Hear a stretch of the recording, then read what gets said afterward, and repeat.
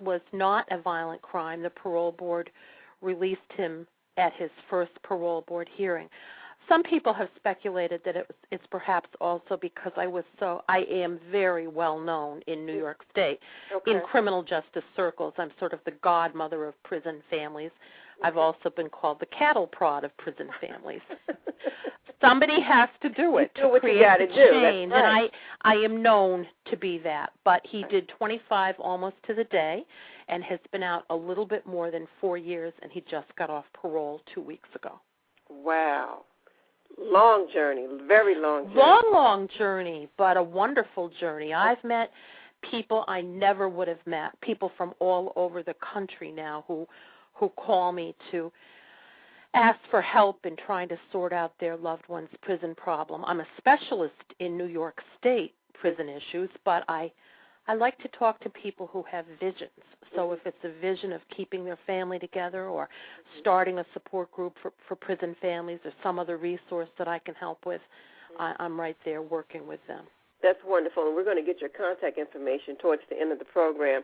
And I want to say, Allison, that you do have such a strong spirit and one that obviously reaches out to other people. So that is a blessing to others who find themselves in this situation who might not know how to go on or, what's the next direction to take. So that's wonderful that you have this type of disposition. The question I was going to ask you was, when did you get the feeling you wanted to help families in prisons? But you kind of covered that a little bit. But tell us about the journey to where you are today. Some of the, anytime you try to do anything, you're going to run into a little bit of resistance or whatever. Tell us a little bit about that. Well, I did leave Jay for a number of years. As I said, he acted selfish. I didn't have a lot of patience for the system. I was tired of dragging. Oh, I know where I left off before. We had a second child, and I was putting them in the car, driving 5 hours overnight to Attica to visit. I loved him, but I didn't like him very much. Okay. And I certainly didn't like the life, and I thought, I need to find a life partner. Okay. So I left him for a number of years, and I left the work. Okay. Couple of things happened. I looked for a life partner. I didn't find one. Okay. I got a message, a spiritual message. I think maybe people of a certain age might relate to this, but maybe people of any age have gotten spiritual messages. And mine at one point was, you need to revisit your marriage. It was a voice, and I thought, well, okay, I can't really argue with it because it kept coming at me. I found my husband. We were still married, and I found a person that I tremendously respected, that I enjoyed, who had, I guess, hit rock bottom and brought himself back up and was the person I always thought that he could be. But I didn't go back to the work for a while, and then I got very aggressive cancer. Oh, wow. And in the course of lying in bed after chemo, bald, sick, I heard another voice. And the voice said to me, when were you at your best? As soon as I heard it, I knew exactly what the voice meant. And our son is very funny. He's very pragmatic. And he says, now, Mom, you say you heard a voice. Was it a man? Was it a woman? Did it have an accent? He wants specifics. Right. And I couldn't tell if this voice was female or male or if did it have an accent. But that made me laugh. And I just, the voice kept at me. And I said, okay. I was so sick. But I said, I'll see if the IRS still recognizes our not-for-profit status.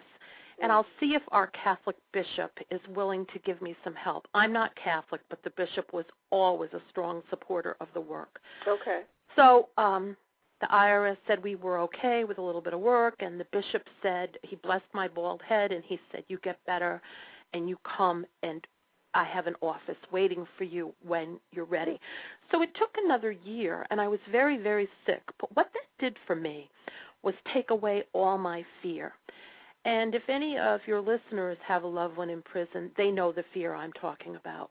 We are so scared for the well-being of our loved ones. Right. We are fearful of being ostracized in the community and looked down on. And I do know people who have lost their family connections, job, housing, because they have a loved one in prison. I had been functioning prior to leaving my husband with that fear. I was no longer scared. If you can face cancer, you can face anything. And then something else significant happened, the Internet. And when I came back to the work, I realized that it needed to be with the goal and the vision of changing New York State corrections. Mm-hmm. I wasn't happy with just a support group here and there. I needed to link the entire state, develop resources, become a clearinghouse, do policy development, and really bring prison families to the decision-making table. That the state had been the state had been there for years making decisions that impacted us, but we weren't there. Right. So my first couple of years after getting well were demanding a place at every table. Okay, you became and then linking families all over the state via Internet, via more support groups, via some really wonderful campaigns for change that we were a part of. Okay. And so where we're at now is I think we're models for the country in terms of what our prison family communities have been able to accomplish and where we're headed. Okay. Well, again, I want to let my listeners know that we're speaking with Miss Allison Coleman, a very strong woman who's giving us her story about families separated, about loved ones with someone in prison. And fortunately, her husband is now home after 25 years.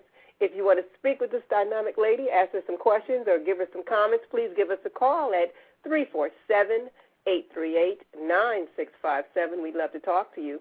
I want to comment, Allison, let you know of some of the comments being made in the chat room, that, yes, that is a long journey.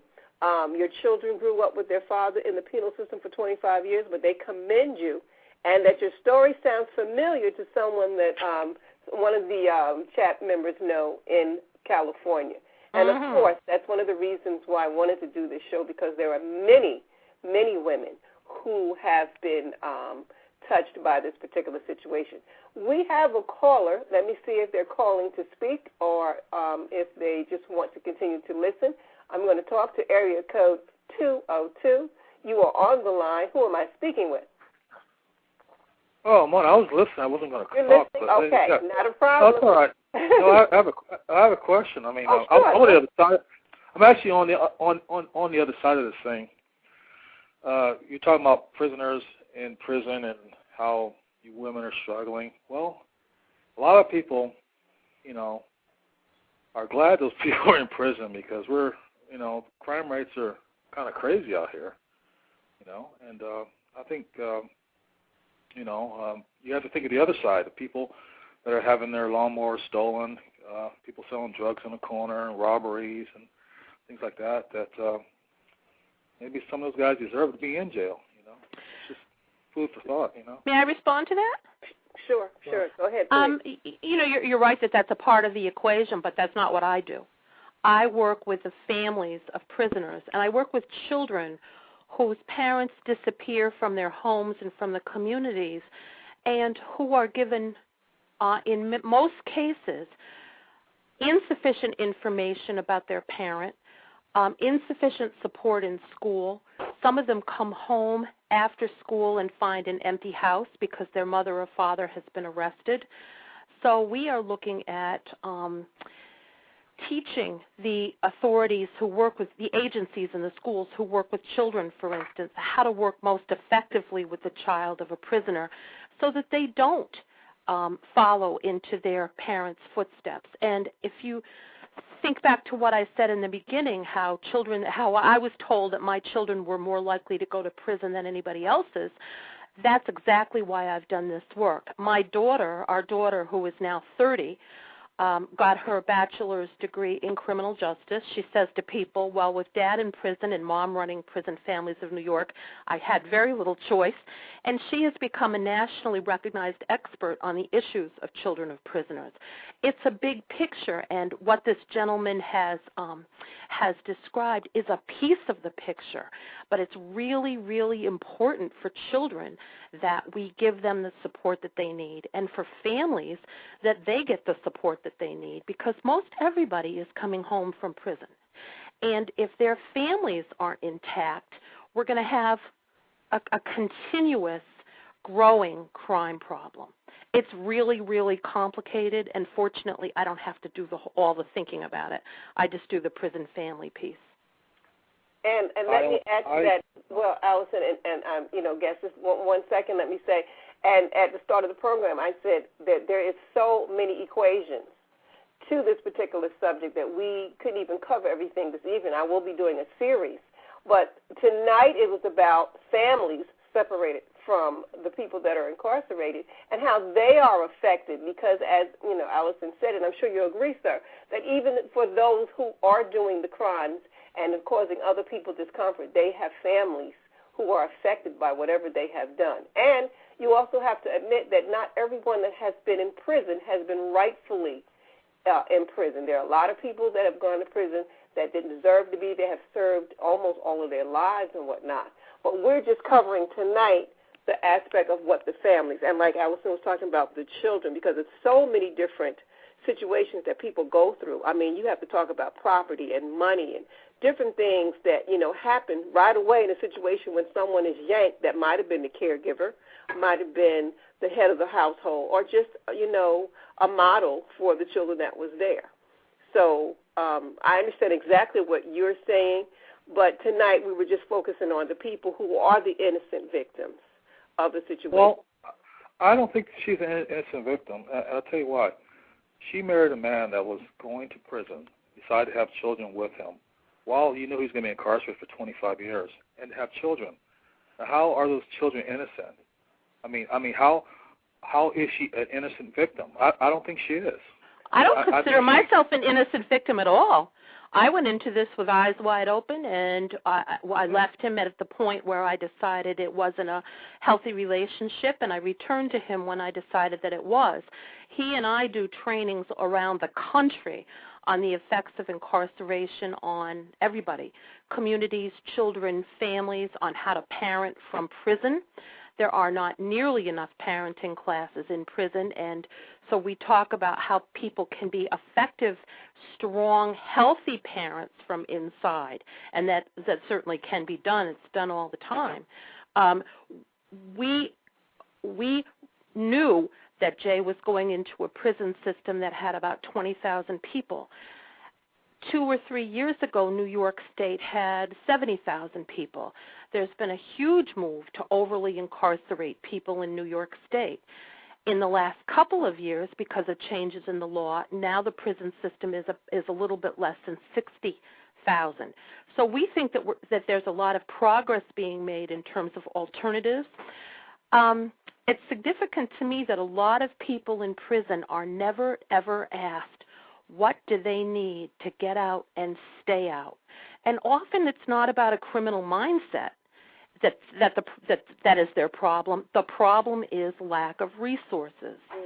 So we look at lack of resources as well, but again, we focus on families and what teachers and social workers and guidance counselors can do to recognize that a child's parent is in prison, to help them deal with the feelings that they're having and help them be the most successful that they can be.